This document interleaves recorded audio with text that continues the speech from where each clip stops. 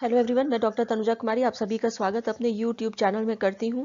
आज के इस वीडियो में मेरे द्वारा भारत में अरब आक्रमण के क्या कारण रहे थे, इस पर चर्चा की जाएगी। इसी के साथ इस वीडियो में मैं इस बात पर भी चर्चा करूंगी कि भारत पर किए गए अरबों के आक्रमण की सफलता के क्या कारण रहे थे।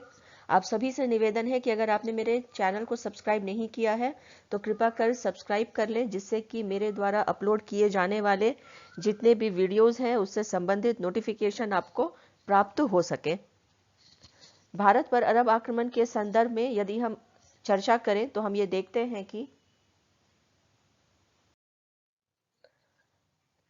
देखते हैं कि ऐतिहासिक स्रोत के रूप में 9वीं शताब्दी में बिलादुरी द्वारा रचित पुस्तक फुतुल अल बलदान तथा 13वीं शताब्दी में अबू बक्र कूफी द्वारा रचित पुस्तक चचनामा उपलब्ध है।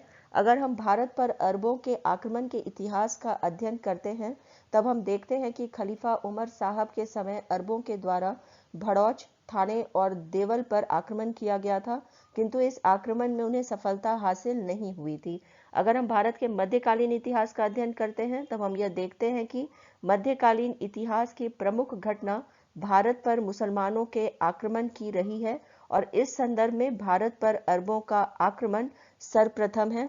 7वीं सदी से ही भारत और अरब के मध्य संबंध रहे थे। अगर हम व्यापार एवं वाणिज्य की बात करें तो हम यह देखते हैं कि भारत के केरल स्थित मालाबार तट से अरब के व्यापार एवं वाणिज्य का घनिष्ठ संबंध रहा है। 636 ईस्वी में भारत पर अरब आक्रमण किया गया था। खलीफा के शासनकाल में मुंबई के थाने बंदरगाह पर अरब आक्रमण हुआ था। भारत के संदर्भ में अरब आक्रमण की सफलता की बात करें तो भारत पर अरबों के द्वारा पहली सफलता 712 ईस्वी में प्राप्त की गई थी और इस सफलता में सबसे महत्वपूर्ण व्यक्ति के रूप में 17 साल की उम्र में मोहम्मद बिन कासिम हमारे समक्ष आता है, जिसने भारतीय उपमहाद्वीप के पश्चिमी इलाकों पर आक्रमण कर सिंध और पंजाब के क्षेत्रों पर आधिपत्य कायम कर लिया था। मोहम्मद बिन कासिम के आक्रमण के समय खलीफा अल वाजिद का शासन काल रहा था तथा सिंध पर राजा दाहिर शासन कर रहा था। भारत पर अरबों के आक्रमण के कई कारण रहे थे, जिनमें साम्राज्यवादी नीति के विषय में यहाँ पे हमें सर्वप्रथम चर्चा करनी होगी।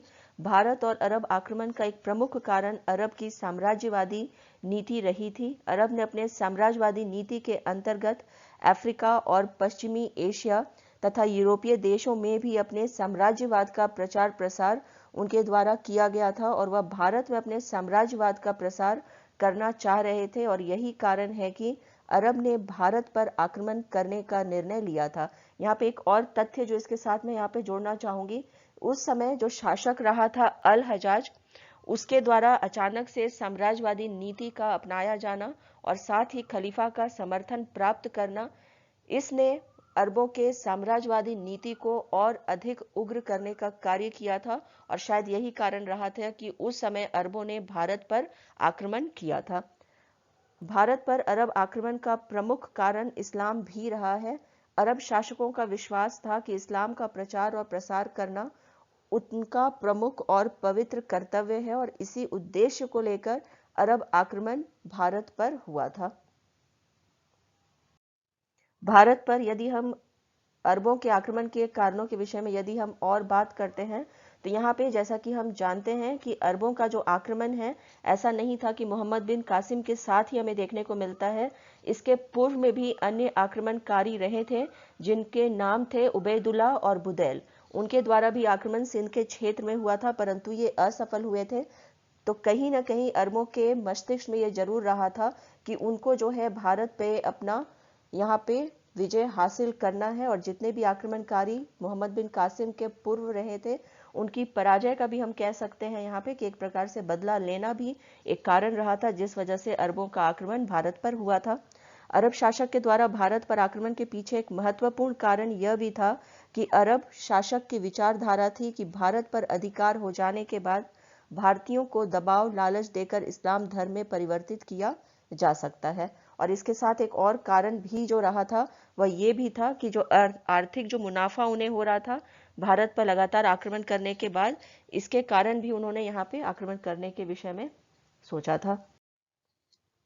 भारत पर अरब आक्रमण का एक मुख्य कारण समुद्री डाकू भी रहे थे, जिनके द्वारा अरब सागर में यात्रा कर रहे अरब के जहाज पर आक्रमण कर सामानों को लूट लिया जाता था। और मैक्सिमम जितने भी समुद्री डाकू के जो हमले होते थे अरब के जहाजों पर, वो देवाल के क्षेत्र में होते थे। और यहाँ से जो शासक थे सिंध के, उससे लगातार इस चीज का आग्रह किया जाता था कि इस समुद्री डाकू के जो हमले हैं उन्हें रोका जाए, परंतु किसी भी प्रकार से समुद्री डाकुओं पर अंकुश नहीं लगाया गया था, जिस कारण अरब जो थे वो प्रेरित हुए थे भारत पर आक्रमण करने के लिए। भारत पर अरब आक्रमण का एक प्रमुख कारण हिंदू धर्म की अवधारणा के अंतर्गत मूर्ति पूजा, अवतारवाद, बहुदेववाद की मान्यता भी रही थी, जिससे हम कह सकते हैं कि उसके जो इस्लाम धर्म के जो सिद्धांत थे इससे ये मेल नहीं खाते थे, और ये भी एक कारण रहा था जिस वजह से अरबों ने भारत पर आक्रमण किया। भारत पर अरब आक्रमण का एक प्रमुख कारण यह भी रहा था कि जब अरब सागर में समुद्री डाकुओं के द्वारा अरब के जहाजों को लूट लिया गया था और इसकी क्षतिपूर्ति के लिए खलीफा के प्रतिनिधि के द्वारा हिंदू राजा दाहिर को कहा गया था, लेकिन दाहिर ने ऐसा करने से इनकार कर दिया था।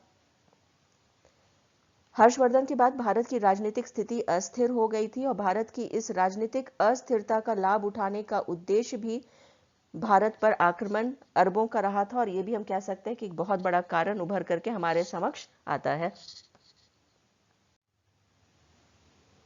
भारत पर अरब आक्रमण का एक प्रमुख कारण यह भी रहा था कि अरब शासक के द्वारा राजा दाहिर को कहा गया था कि वह समुद्री डाकू पर आक्रमण कर उसे दंडित करें, किंतु राजा दाहिर ने ऐसा करने से इनकार कर दिया था, जिसके कारण भारत पर अरब आक्रमण का मार्ग प्रशस्त हो गया था। भारत पर अरब आक्रमण का एक प्रमुख कारण भारत की संपन्नता भी रही थी। भारत आर्थिक दृष्टि से एक अत्यधिक संपन्न देश था और इस स्थिति से अरब के सौदागर अवगत थे, और इन्हीं के सुझाव पर भारत पर अरब आक्रमण जो है वो हुआ था। जैसा कि हम जानते भी हैं कि भारत और अरबों का जो है व्यापारिक संबंध, हम कह सकते हैं कि जितनी पुरानी सभ्यताएं हैं उतना पुराना रहा था। इतिहासकारों के द्वारा यह भी कहा जाता है कि भारत और अरबों के बीच में जो व्यापारिक संबंध रहे थे और मित्रतापूर्ण संबंध जो रहा था वो 2743 ईसा पूर्व से रहा था, जो कि हम कह सकते हैं एक लंबे इतिहास को दर्शाता है। और इसमें कहीं ना कहीं जो भारत की संपन्नता रही थी इसकी अहम भूमिका रही थी, जिस वजह से दोनों ही देशों में मैत्रीपूर्ण संबंध प्राचीन समय से चला आ रहा था।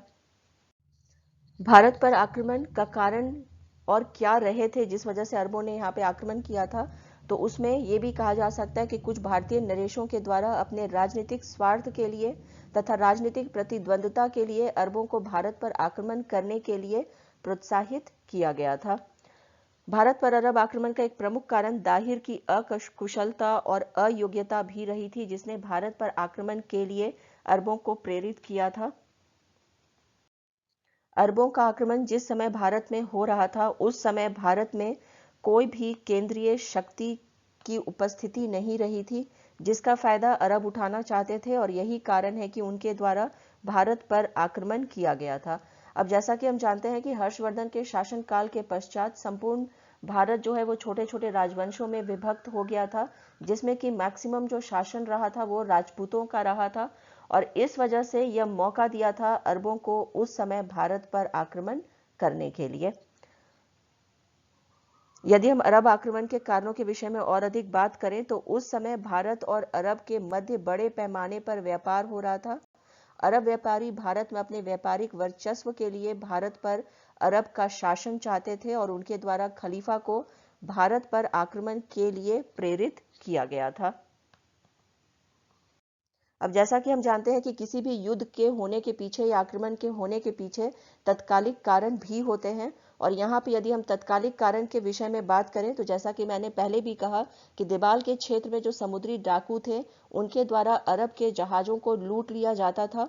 इसी समय जो है सिलोन के शासक के द्वारा अरब के खलीफा और शासक के लिए 8 जहाजों में उपहार भेजे जा रहे थे, और रास्ते में ही देवाल के जो डाकू थे उनके द्वारा इन जहाजों को लूट लिया गया था। दाहिर से लगातार आग्रह किया गया, क्योंकि ये जो उपहार है वो सिलोन के शासक के द्वारा अरब के शासक को भेजा जा रहा था कि उन्हें लौटा दिया जाए, परंतु दाहिर के द्वारा कोई भी कदम नहीं उठाया गया था, और ना ही वो समुद्री डाकुओं को नियंत्रण में ला सका था, जिस वजह से अरबों का भारत पर आक्रमण जो है वो सुनिश्चित हो गया था। अब आगे जब यहाँ पे हम चर्चा करें कि आखिर में अरब के सफलता के क्या कारण रहे थे, तो इसमें हम कह सकते हैं कि उस समय जो सामाजिक एकजुटता का अभाव था, इस वजह से भी अरबों का आक्रमण जो है वो सफल हुआ था। भारत में अरब आक्रमण की सफलता के एक प्रमुख कारण यह रहा था कि अरब आक्रमण के समय भारतीय समाज हिंदू, बौद्ध, जैन जैसे विभिन्न जाति और धार्मिक विचारों में बटा हुआ था, जिससे कि सामाजिक स्तर पर एकता का अभाव था, जिसका फायदा अरब आक्रमण के समय अरबों को हुआ था। सिंध का शासक दाहिर एक घमंडी और अयोग्य शासक था। दाहिर के पिता ने अपने राजा की हत्या की थी और उसकी विधवा रानी से विवाह कर लिया था। दाहिर ने अपने चचेरे भाइयों के साथ सिंहासन के लिए युद्ध भी किया था और इन सभी कारणों से जनता के बीच उसे समर्थन प्राप्त नहीं था।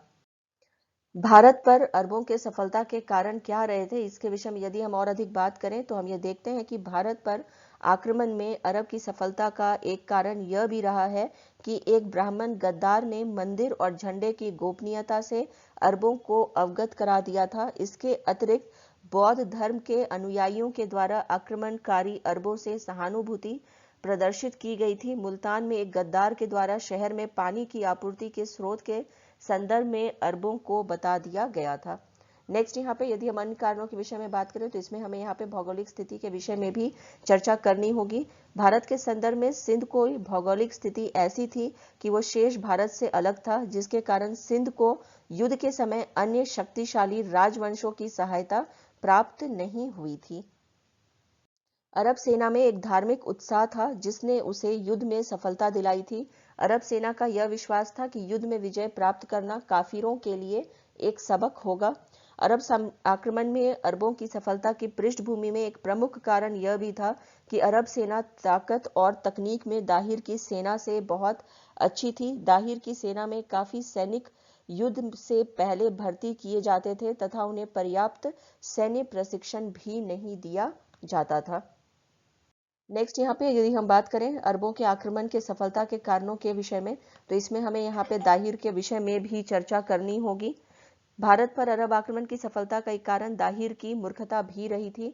जिस समय मोहम्मद बिन कासिम आक्रमण कर एक एक करके प्रदेशों को जीतता जा रहा था, उस समय दाहिर ने तुरंत कोई कदम नहीं उठाया था। सिंध पर अरब की सफलता का एक कारण यह भी रहा था कि सिंध पर ब्राह्मण वंश का शासन रहा था, जो अपने उदार और शांति प्रिय विचारधारा के लिए प्रसिद्ध थे तथा उनमें युद्ध की प्रति जो है कट्टरता और कौशल दोनों की ही कमी रही थी। इस प्रकार हम ये कह सकते हैं कि भारत पर अरब आक्रमण की सफलता के पीछे कई महत्वपूर्ण कारण रहे थे।